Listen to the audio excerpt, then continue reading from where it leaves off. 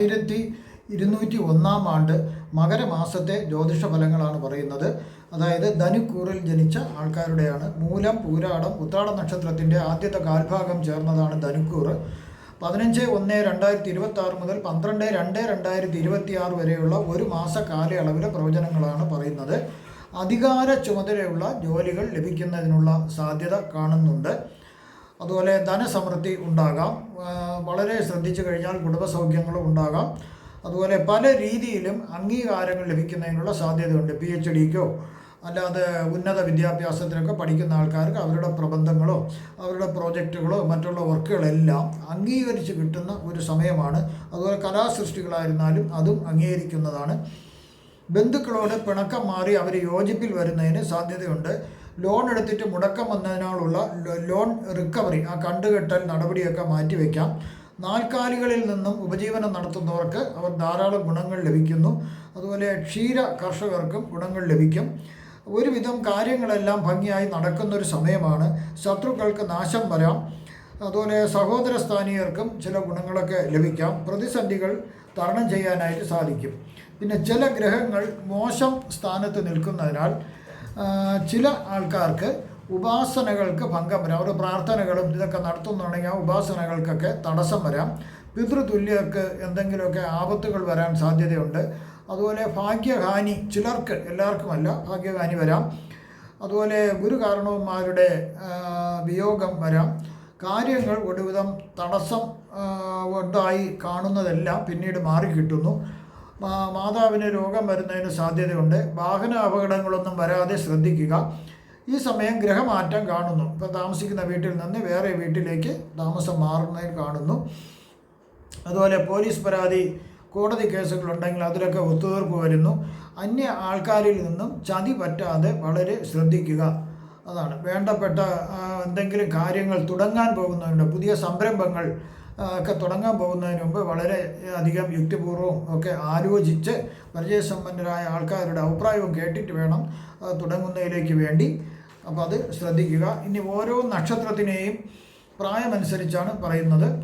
മൂല നക്ഷത്രക്കാർക്കാണ് ആദ്യത്തെ പറയുന്നത്. 2.5 വയസ്സ് വരെയുള്ളവർക്ക് മോശം സമയമാണ്. 2 വയസ്സ് വരെയുള്ള കൊച്ചുങ്ങൾക്ക് ഒരു മോശം സമയമാണ്. പല രോഗങ്ങളൊക്കെ വരാം, ദാരിദ്ര്യം വരാം, കഷ്ടപ്പാടുകളൊക്കെ വരേണ്ട ഒരു സാധ്യത കാണുന്നുണ്ട്.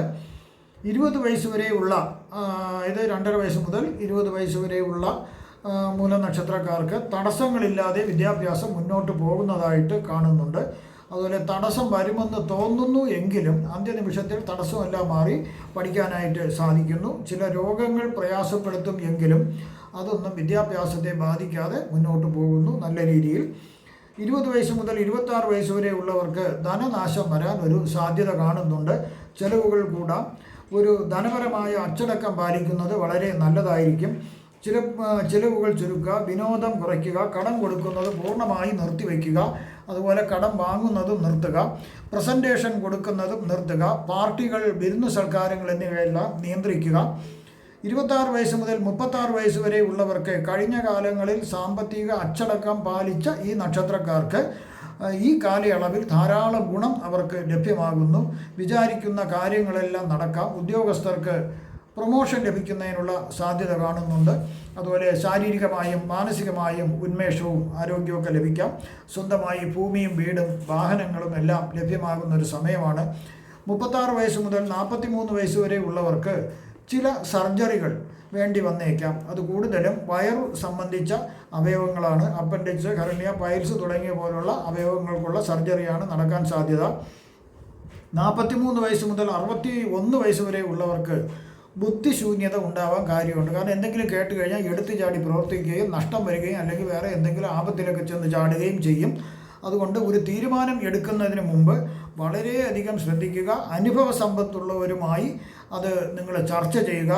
അതിനുശേഷം മാത്രം ആ സംരംഭങ്ങൾ തുടങ്ങുക.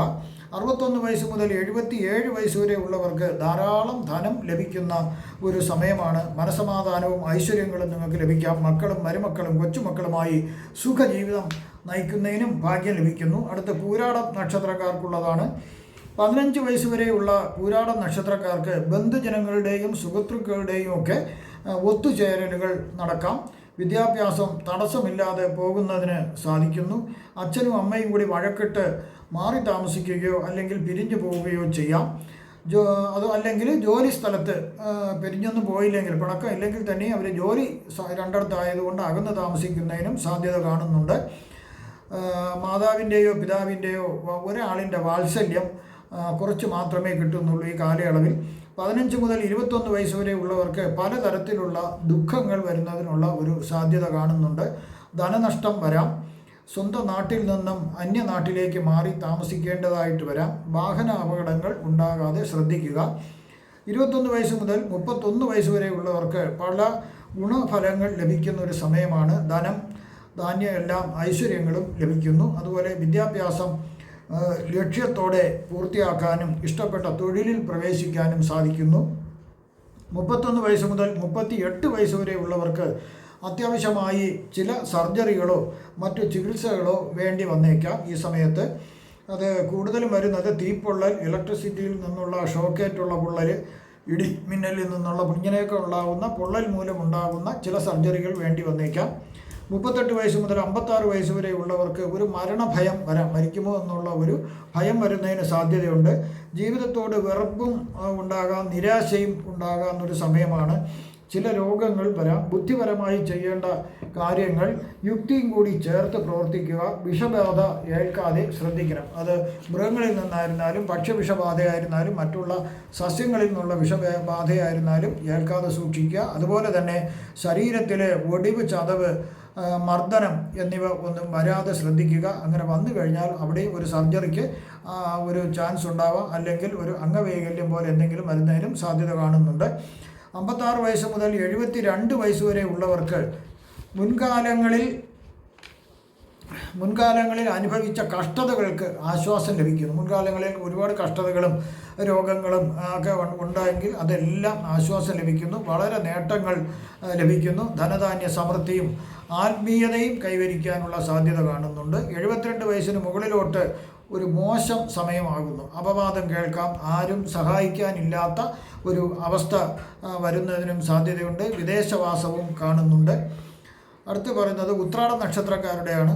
10 വയസ്സ് വരെയുള്ള ഉത്രാട നക്ഷത്രക്കാർക്ക് ഒരു പരിധിവരെ നല്ല ഒരു സമയമാണ്.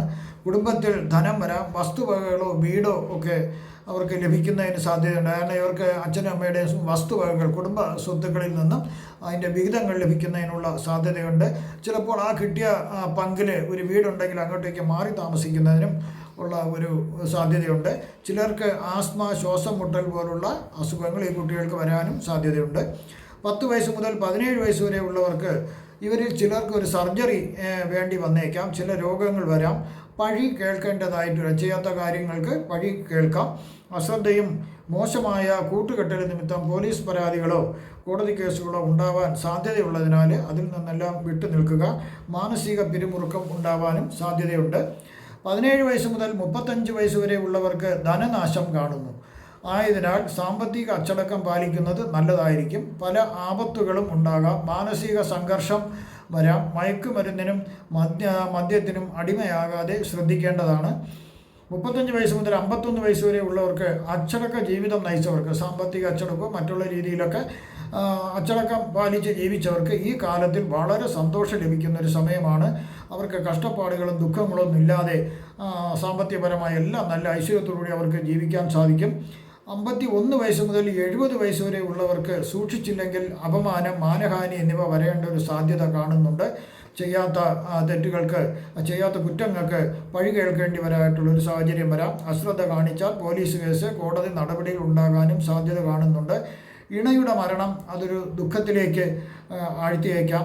ആകാശക്കോട്ടകൾ തകരുന്നത് പോലെ ആശകളും സ്വപ്നങ്ങളെല്ലാം തകരുന്നതായിട്ട് തോന്നാം. സ്വദേശം വിട്ട് അന്യദേശത്തേക്ക് ചേക്കേറാനും സാധ്യതയുണ്ട്. 70 വയസ്സിന് മുകളിലോട്ടുള്ളവർക്ക് ആഗ്രഹിക്കുന്ന കാര്യങ്ങൾ മിക്കവാറും നടന്നു കിട്ടും. അതുപോലെ തന്നെ ചില രോഗങ്ങൾ അലട്ടുന്നുണ്ടാകാം. എന്നിരുന്നാലും ധനത്തിനും മറ്റുള്ള ധാന്യങ്ങൾക്കും ഐശ്വര്യങ്ങൾക്കും ഒന്നിനും ഒരു കുറവ് വരില്ല. പക്ഷവിഷബാധ ഏൽക്കാണ്ട് ശ്രദ്ധിക്കുക. ഇവിടെ പ്രവചിച്ചത് സാമാന്യ ഫലങ്ങൾ മാത്രമാണ്. കൃത്യമായ ഫലങ്ങൾക്ക് ജാതക പരിശോധന ആവശ്യമാണ്. നിങ്ങൾക്ക് ഉള്ള വാസ്തുപരമായോ മുഹൂർത്തപരമായോ ജ്യോതിഷപരമായോ പൂജാപരമായോ ഉള്ള കാര്യങ്ങൾക്ക് എൻ്റെ വാട്സപ്പിലോ ഫോൺ നമ്പറിലോ ബന്ധപ്പെടുക. നിങ്ങൾക്ക് ഈ മകരമാസത്തിൽ സർവ്വവിധ സുഖ സമ്പൽ സമൃദ്ധി ദീർഘായുസ് ആയുസ് ആരോഗ്യ സൗഭാഗ്യങ്ങൾ ഭഗവാൻ നൽകുമാറാകട്ടെ എന്ന് ഞാൻ പ്രാർത്ഥിക്കുന്നു. നന്ദി, നമസ്കാരം.